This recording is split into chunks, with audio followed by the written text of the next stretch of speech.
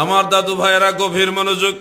আমি আপনাদের দাদু ভাই বলি এই কারণে, আবার অনেকে আমার ব্যঙ্গ করে দাদু ভাই বলে, তোর তো খারাপ কিছু না। দাদু ভাই তো কত আদরের শব্দ, সম্মান করে, মায়া মহব্বত নিয়ে সম্মান করে ডাকছি। আমি এই দাদু ভাই শব্দটা কোত্থেকে শিখলাম? উস্তাদুল উলামা ওয়াল ফুকাহা ওয়াল মুহাদ্দিসিন ওয়া শাইখুল মাশায়েখ সুলতানুল মুনাজিরিন শাইখি ওয়া শাইখুল মুকাররম, আল্লাহর ওলি, ওলিউল্লাহ আল্লামা মুফতি আবু নাসির জিহাদি সাহেব বারাকাল্লাহু ফি হায়াতি।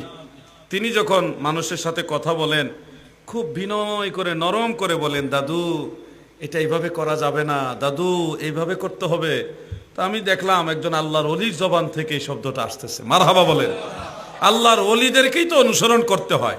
উনি জাগ্রত ওলি, জিন্দা ওলি, মহান ওলি, আল্লাহর একজন মায়ার একজন আল্লাহর ওলি। আমি ব্যক্তিগতভাবে ওনাকে জানি, ওনার আমল আখলাক পরহেজগারিতা, আল্লাহর হাবিবের প্রতি তাজিম তাকরিম সম্পর্কে আমি অবগত। তিনি মানুষকে আদর করে, মায়া করে, স্নেহ করে দাদু বলতেন। ছোট বাচ্চাদেরকে বলে, দাদু ভাই তুমি কেমন আছো, দাদু ভাই বলে ডাকে। বয়সে মুরব্বী হলে দাদু এটা করা যাবে না, ওনারও বয়স কিন্তু প্রায় 90, তা উনিও মুরব্বীদেরকে দাদু বলে। যুবকদেরকে আদর করে বলে, দাদু তুমি কেমন আছো। বিভিন্ন, এই যে দাদু ভাই শব্দটা আমি ওনার কাছ থেকে শিখেছি। আমি ওনার একজন অযোগ্য ছাত্র, নালায়েক ছাত্র। ওনার ব্যাগ, ওনার জুতা বুকে নিয়ে কিছুদিন চলার সৌভাগ্য হয়েছে। উনি যখন কোনো মজলিসে যাইতেন, ওনার জুতাগুলো আমি বুকের মধ্যে জড়ায় ধরে দাঁড়ায় থাকতাম।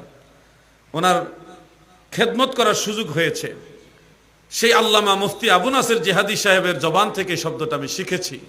দাদু ভাই আমার কেমন আছেন, বা দাদু ভাইয়ের আমার, মনোযোগ দিয়ে শুনেন। এটাকে আবার এক শ্রেণীর ভাইয়েরা এটা বিকৃতভাবে উপস্থাপন করেন।